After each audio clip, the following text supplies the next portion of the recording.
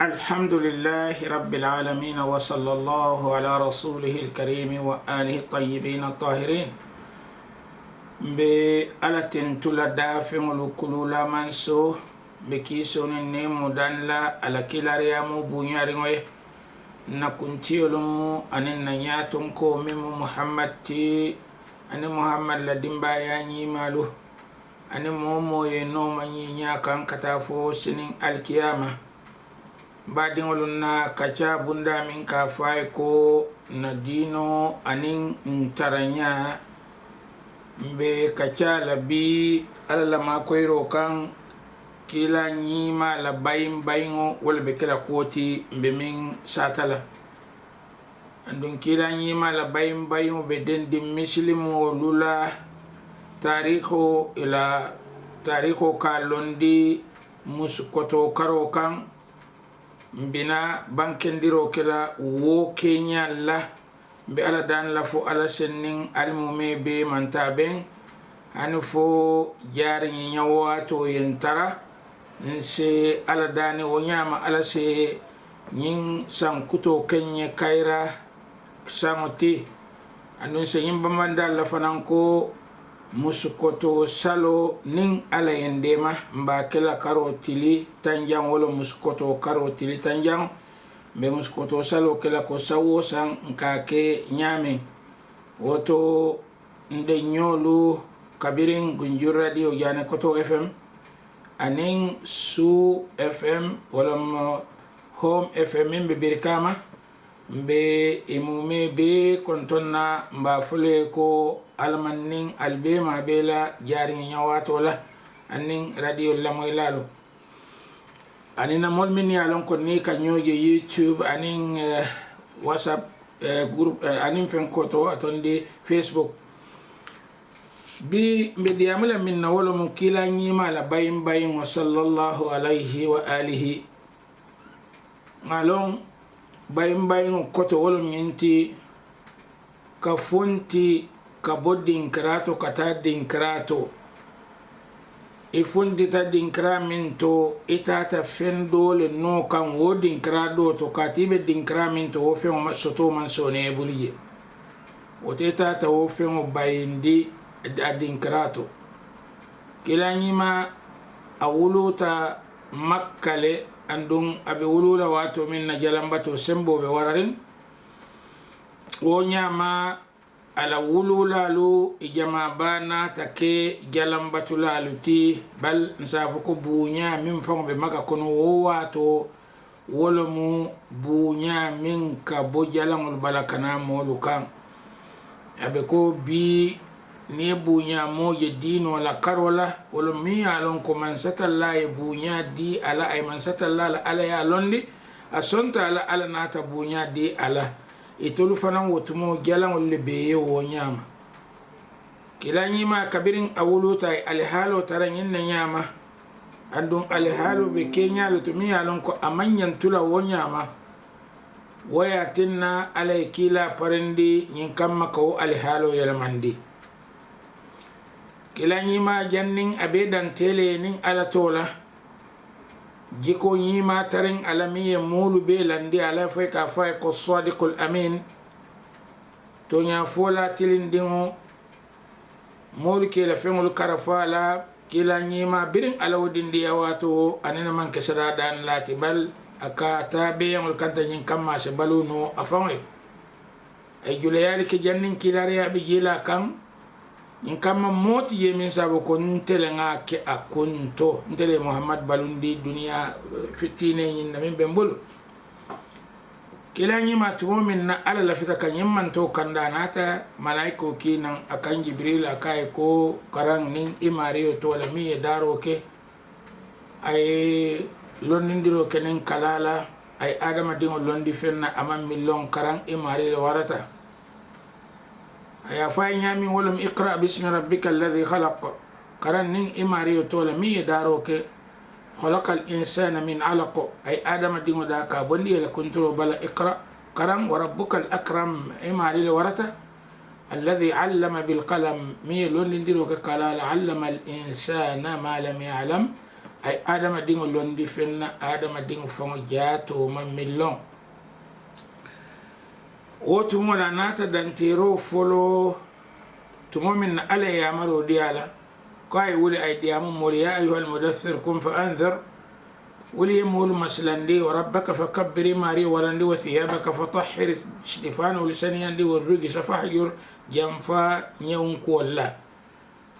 kila nyima dantero ke nyinna nyama ala molu min awulute kono imanna jama bama na ke mokun na diti ni saboko hakilo be la min se fahamun dik fenna kila ke kilmin kan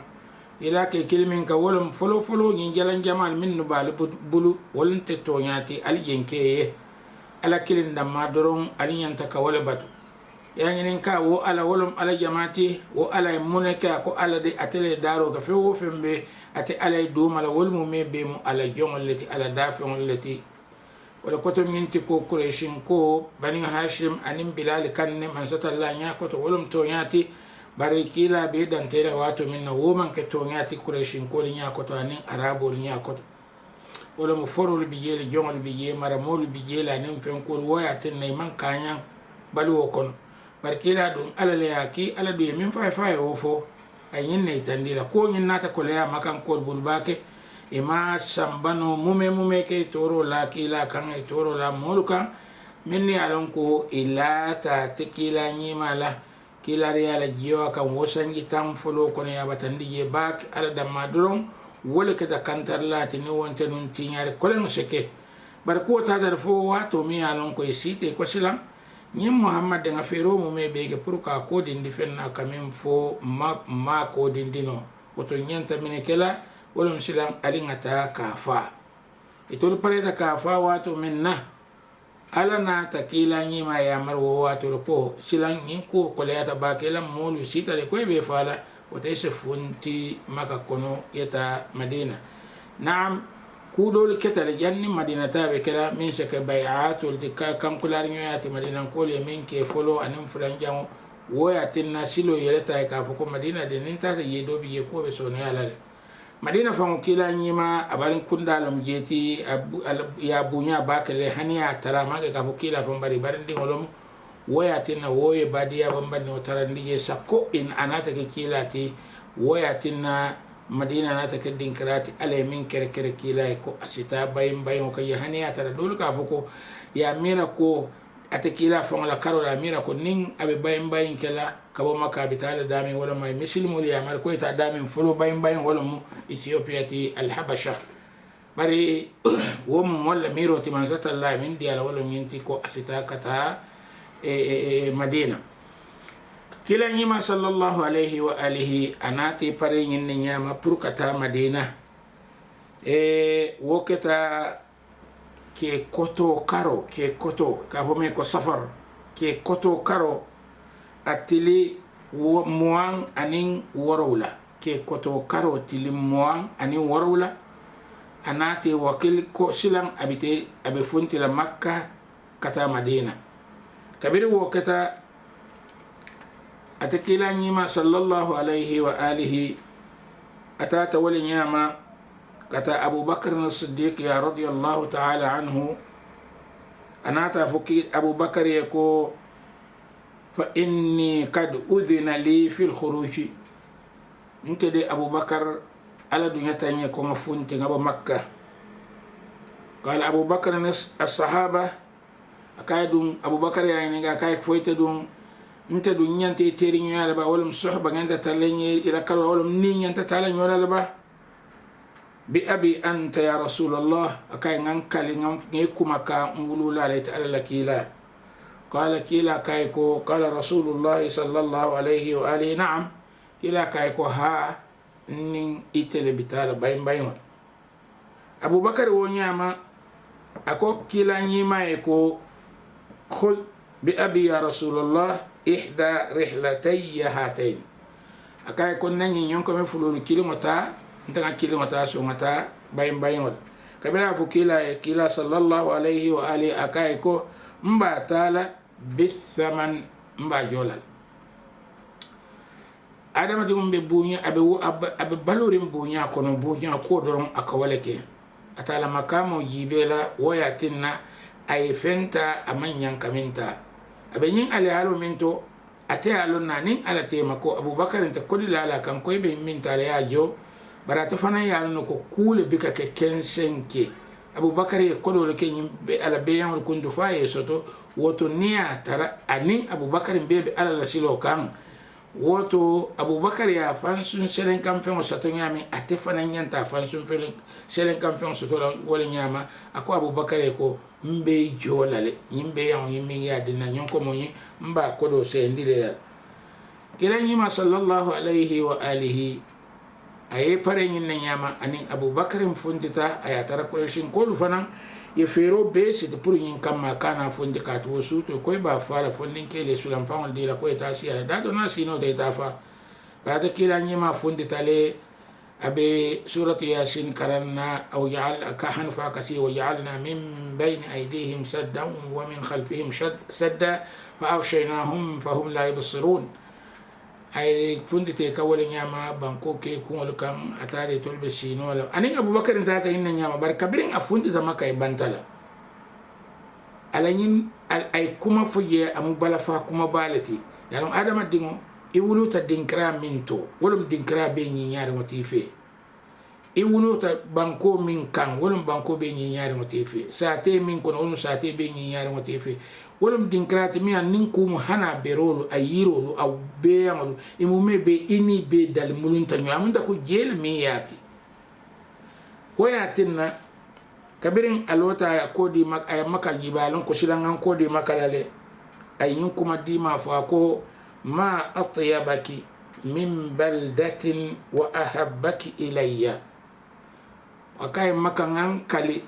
ساتي من بتيا ساتي من ديا ساتي سيرو من ديا ساتي سيو من ديا كتنبي ساتي من كنويا كتنبي إتلم ساتي بي بتماتيني إتلم ساتي بي كنورين وتيني كبيرا ينفع يلا ياكو وأحبك إلي ولولا أن قومي أخرجوني منك نيا ترنم نمول ولو تمول من كون جان ولمن فنتين دي كونو كمباي ما سكنت غيرك نلت سيلا ساتيتو ممن كيتي مكالت وتكيلا نيما صلى الله عليه وآله ay wala da nyima itandi jang kanola mo kamin so to ala sabati dinkraye aketa nya wonya mo iwuluta damin ikuluta damin wol mi nya ko to dulamu me be nyimati andu ngay wo itandi janne abita asunurimba ka fu makay ko sate be sira dima mi teleti sate be alhawa dima mi teleti sate be kanuringo mi teleti kalonde kila nyima nte kila kam ni hatara no namulu le mambay kam funtindi wallahi nte funtile kon tulati jense min falila kila nyima fundi ta nyenne nyama kata Madina ila nyima ko ngalong ke koto tilimwan anin worola abota Makka kon bayin ke koto tilimwan anin worola atata wala nyama bara dunta Madina wato minna wala keta annabi suku tilitan anin fula annabi suku tilitan anin fula abako tilimwan ni tilitan ni lulu nyonga ke ay wala ke Makka anin Madina te kila nyima sallallahu alaihi wa alihi nin afunta ke koto annabi suku amunda ke koto afunda wala kono atilimu ani warawla adunta Madina annabi suku tilitan anin fula ngalon ko muslim molla samu ka folo musukoto karo lambe yin karo min kono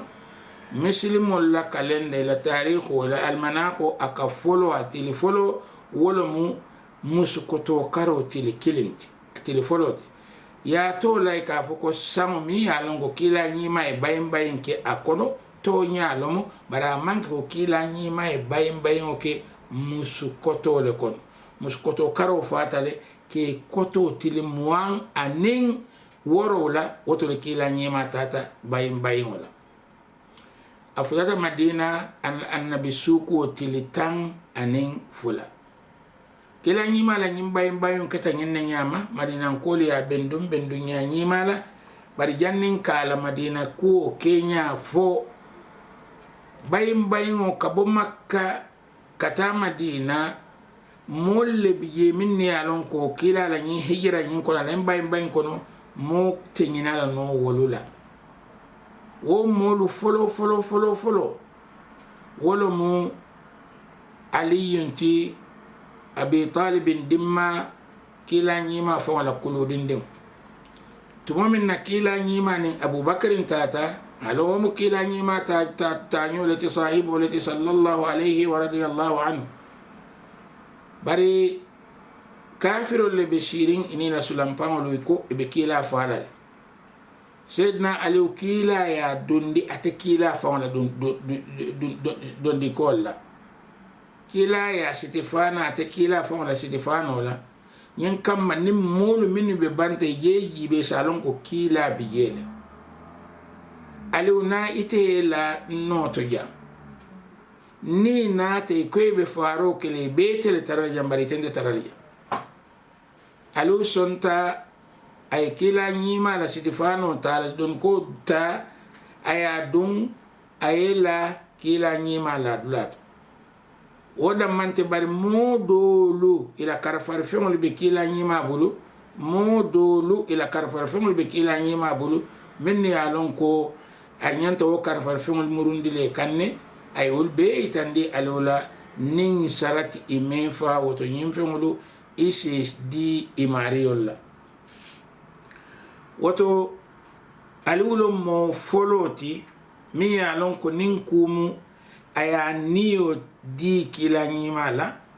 abu wakilla kafa kila nyima ye tumo min na molu be shirin fondin kelu ike batu nin kila sinote dun akan yeta fa andi ni la sulampang lomu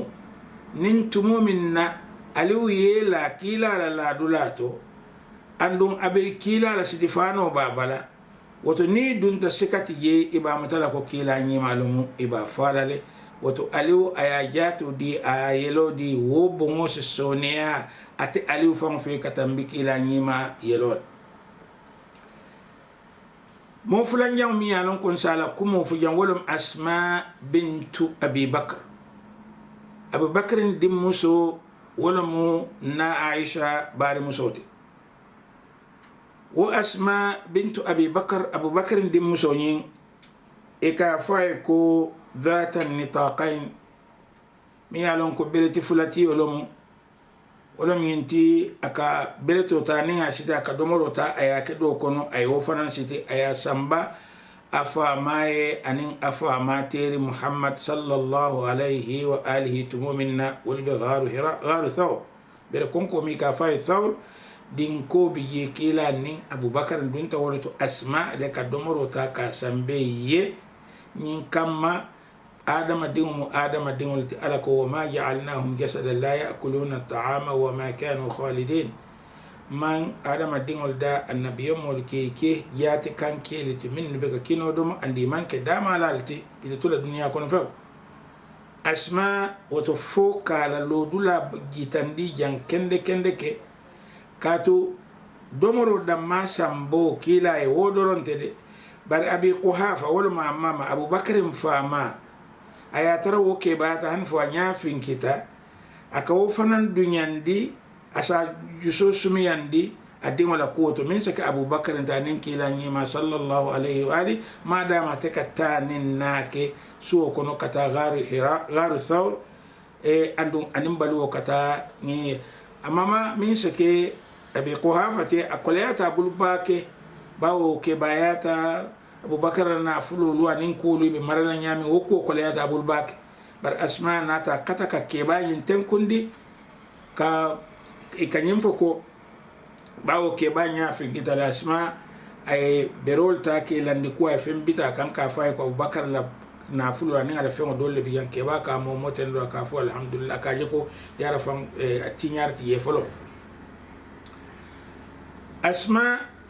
dala fanan Abdullah bin Abi Bakr Abu Bakr din ke mi ka fay ko Abdullah Aisha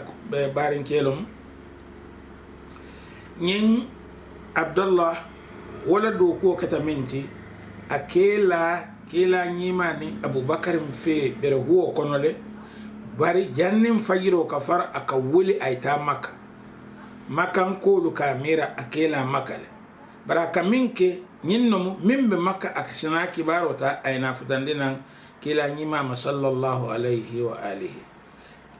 makan kol ale halo binyade be kila nyino kanyadi akatara makan kolu kono wolo fananto akana tara kila nyima dala baraka funti je juna jannim fajiro be farla asita kata Makka makan kol kamera ko akela ife Makka jel wo fanan Amir bin Fahira fanan nako mota nyina la kila nyima la bayin ngoto ba watem Abu Bakar na jonkeleti atelaka Abu Bakar na beyen lukanta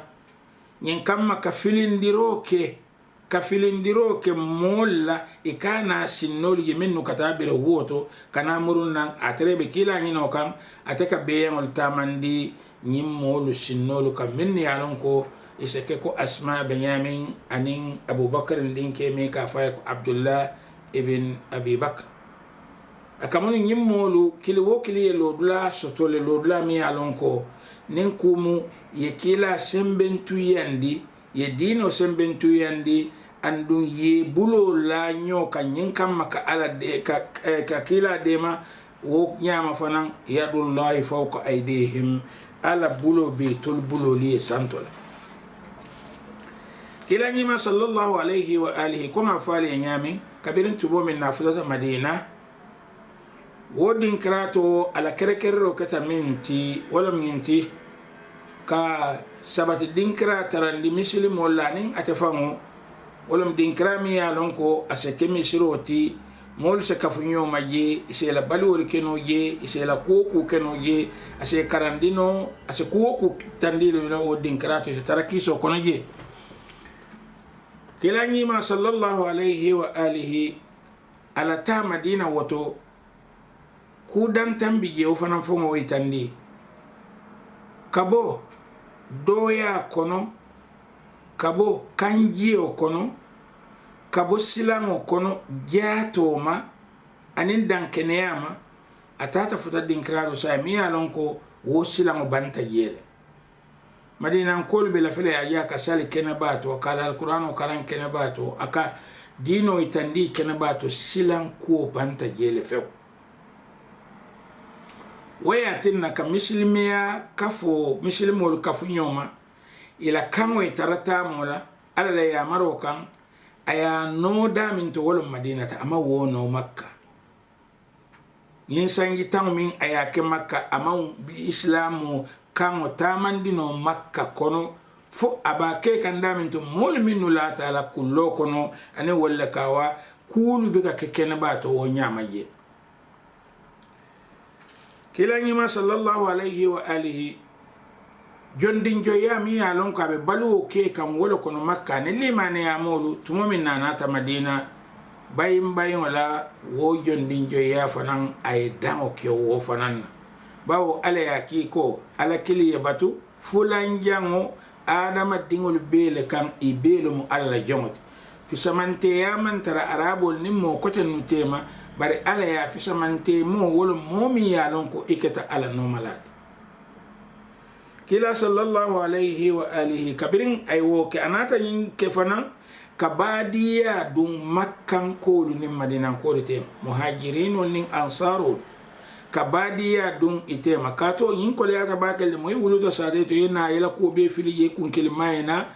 ila na fulo ila ko be ya mu me be tuye yana silan idun tan yin sate min kono ni koy be sila wo nyama badin tebul jabe ko le yala ba wala na Madina ko li kil ansarul kili ay badiyata ay asiti Makkan ko min muhajirin anin ansarul tema fo Madina ko lo ikason Makkan ko li ke nin saya nata wato minna wokete la hamoti ala nata alqur'anu jindi kila nyima kan sallallahu alayhi wa alihi akayko وأولو الأرحام بعضهم أولى ببعض نينا تكيتا لكارولا بعدين ولو دمالو ويلي بمنو تيما ولي نيانتا كنيوكي في كتاب الله ألا كتابه من المؤمنين لمن يمولتو والمهاجرين أنين بين نال وياتينا بتون كيلا كارولا بين نال دمال كاين بعدين ولو دمال كنيوكي andong muhajirin bang ansarul lafta fon hani min musujama be bulu kapare ke la musudul bulake di nyin muhajirin wala ay glimane ay badiya beto siti tema ayatina muhajirin man nasilan soto man na ni to rabba soto madina kon tilani ma ala bayin folo nyin to madina kono do ku bami yalon ka folo tala wala kamisiro lo wo misirlo a fonga ya te site kamisiro lo adunta ni ala saibolo amanta rasirin doro ni kaka kunto bali ka do ku saibol ka do ko kenyami madina ko ka do ko kenyami al muhajirin ka do ko kenyami atekila nyima fanan ka ko nya ibele ka bero chika ibele ka hiro chika ku woku awulita afonga nyim misiro lo kila nyima ala ku nyima do fanan madina ala madina futa folo wo anata kala hidi beto siti anin al yahudo litema nyin kama konnante anin nyon fa nin kelo an nyo kelendo wo se bang al yahudo nin arabo litema al yahudo nin muslimo litema nyini mu mebe mu ko dolle timi yalan ko kila nyima sallallahu alaihi wa alihi afolo tawalla tumominna anata madina hakil bulando kam jannin na walada jannin na kachan kalobi samu sifa fulalom ka fome ko tili samu anin karsa on safun wal nyama ko su ga nyame mor karol ala ako ala alquran kono ko inna iddata ash-shuhuri 'inda allahi 12 shahra karol yiriko ate ala ya kartan anin fulalo wolum samu kartan nin fulalati wayatinna sango arabo la kontiro to kabirin non ikata musukoto wala muharram ikalaban fen kola tondi banna karola wolom musukoto kata banna karo tumo min nakila nyima e bayin oke inata kontiro to anyama ita folako ke koto tilimwan anin woro lahani kila la bayin wasila yusumanda wakala nyami wolom nyinti kabo akata sama min kono wala kar folo wala muskoto karo atili folo yewo ke mislimo la kale man tarikh wala fen koti sama la lum folo ala kar folo man sata Allah subhanahu wa ta'ala ay ku jamal dendi nyim mor karolla woyatinna nyim mor karolu ka tare koto ila sango koto amukunyi ma balati min seke musolla ni idol min niketa min seke ku kutu kol min yana ka kuta ya sango kono wati misalim fe sunkar salo sunkaro arafa lungu banna salo kila fama la maulido purkalon o nyama ashura binawo kacala nyato inshallah binte wala mu muskoto tilitan ko su ngabo me ko santala adu santala lo mi yo bina kacala inshallah yo anin samola tilifolo wala be nyin karo min kono ten ala tilifolo wala mori karo min ba kono tilifolo bi tili saba wala tilinan bi tili sababi o nyama fanan kila la suto senemo pour se wolumulu ki demandi nske lon ni mori karo lela anin wolu tanolu arjumolu anin wasifal nyuni mume be ibe dending mori karo lela wala yatina woto bayin sango ka bondi mori karoti e bana muskoto karoti li foloto nsalon ko miye wo farla yandi ka dinna ko ngake wala mu Umar ibn al-Khattab radiyallahu ta'ala anhu woto mbe danna jang nin ala ndema bina ka chala ashura alale wala mu muskoto salola anafa min bala ñing ay atondi asuma na famin biye anin wajibiya ko min nyanta nin alen dema bina kacala le bela dan na fu ala se na sango kinye kayra sangoti bela dan na wonya ma fanan ala se dunyande kula ala fa lafta minna